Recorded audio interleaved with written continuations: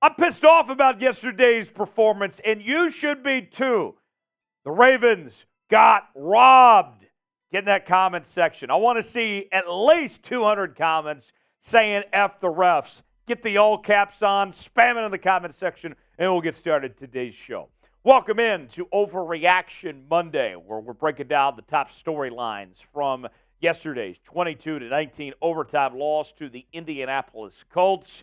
And we get started with, first and foremost, the Ravens. They got screwed. I don't think that's an overreaction.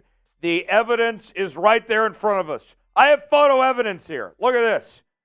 Zay Flowers here. I mean, the guy got manhandled. He got eaten alive on that play.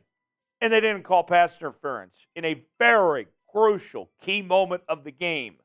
I hated it. You guys know it. The Ravens straight up got screwed. But with that said, the other side of it, because we do bring things down back to reality, just being fair here, two things can be true at the same time.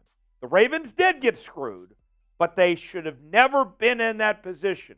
The Ravens should have never been in a situation where they're playing in overtime with the Indianapolis Colts and had plenty of opportunities to win this game.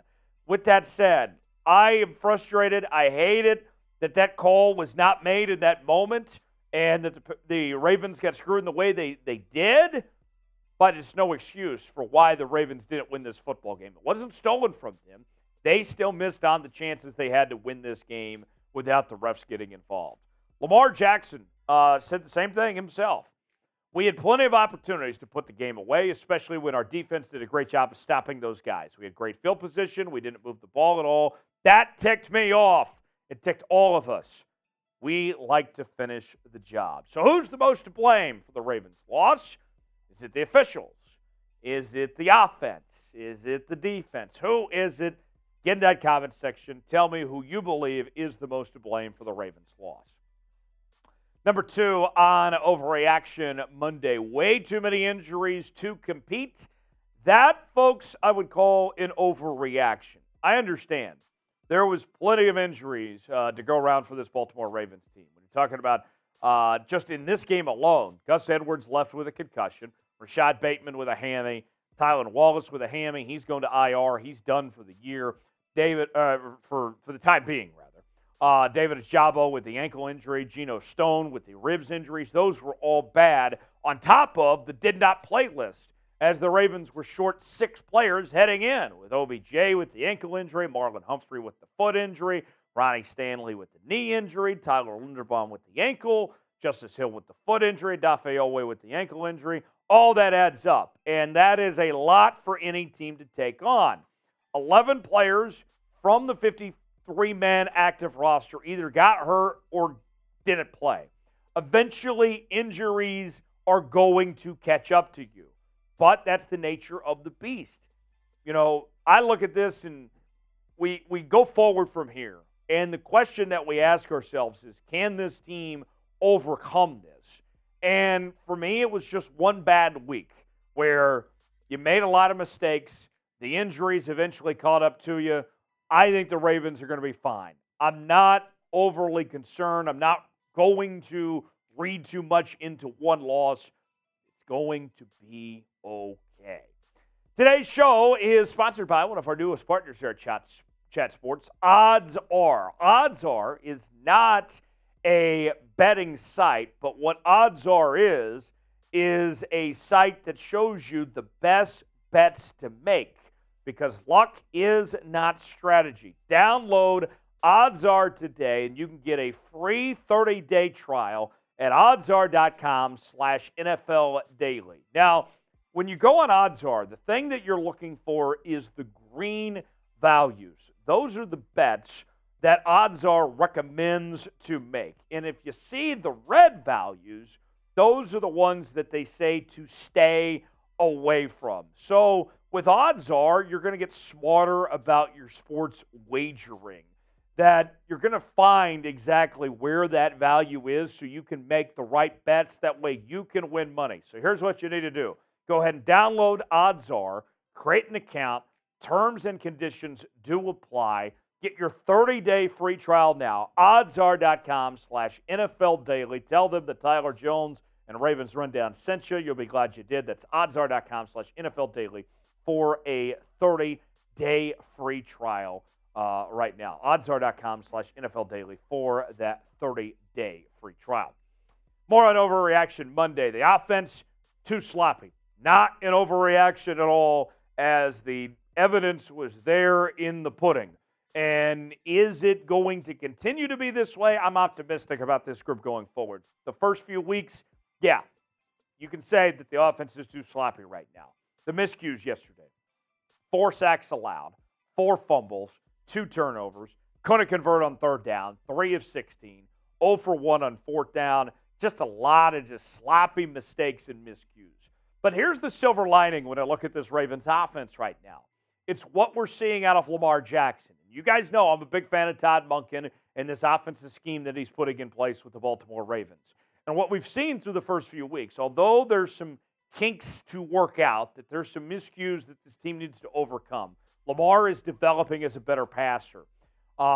This team has stuff to clean up, but the big thing that we're seeing, a step in the right direction, where I think you're going to see the team be significantly better from where they're at now compared to later, is where their quarterback is, in the direction that Lamar Jackson is headed. Yesterday, he had the 2 fumbles, but he still threw for over 200 yards, had 101 rushing yards, and 2 rushing touchdowns. And what we're seeing with Monken is not only is he developing as a passer, but the design run plays, what they did to get Lamar open in space, they were putting in Lamar in positions to succeed. And I think eventually that happens with this entire offense. They're going to take that next step together, kind of what Lamar is doing as far as that goes. What's your confidence level in Lamar Jackson after Sunday's loss? Wasn't his best outing, but he's heading in the right direction. I think you're seeing the little things there, him come along. What's your confidence level? My confidence level is still extremely high in Lamar. I'd put it at an 8 or 9 myself.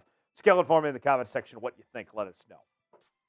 Next, an Overreaction Monday. Kyle Hamilton, is he the best safety the Ravens have had since Ed Reed? I don't think that's an overreaction. Yesterday's performance was the best game we've seen out of Kyle Hamilton his entire career. The numbers were fantastic. 9 tackles, 3 sacks, 2 tackles for loss, and 3 QB hits. I loved everything I saw from Kyle Hamilton. He showed why we had him ranked as the number 1 player coming out in the draft last year when he was draft eligible and fell to the Baltimore Ravens. Kyle Hamilton, he is him, as the kids say. And, I mean, the grades backed up the performance that Kyle Hamilton had. There were times this guy just went unblocked and found his way to the quarterback. And it's not just what he does to get to the quarterback, but, I mean, everything else as well. His tackling grade, 69.4. Run defense grade, 64.9. Overall grade, 80.4. Pass rush grade, 91.7. Coverage grade, 67.5. Kyle Hamilton is coming along nicely, and I think he's well on his way to being one of the all-time greats to ever wear the Ravens uniform. We had a hell of a time on our watch party yesterday, and we got another watch party coming up this weekend when your Baltimore Ravens are in action against the Cleveland Browns. You won't want to miss it. We are trying to get to 12.5 thousand subscribers on the channel, about 368 away from doing so. Subscribe now for the latest happenings with your Baltimore Ravens, daily news and rumors, live shows, mailbags, watch parties, and more. Sub for Ravens Dubs. Let's get a win this weekend. Subscribe to the channel. We'll see you coming up on Sunday. Last on the Overreaction Monday, is it panic mode time after losing to the Indianapolis Colts of all teams? The Colts aren't good.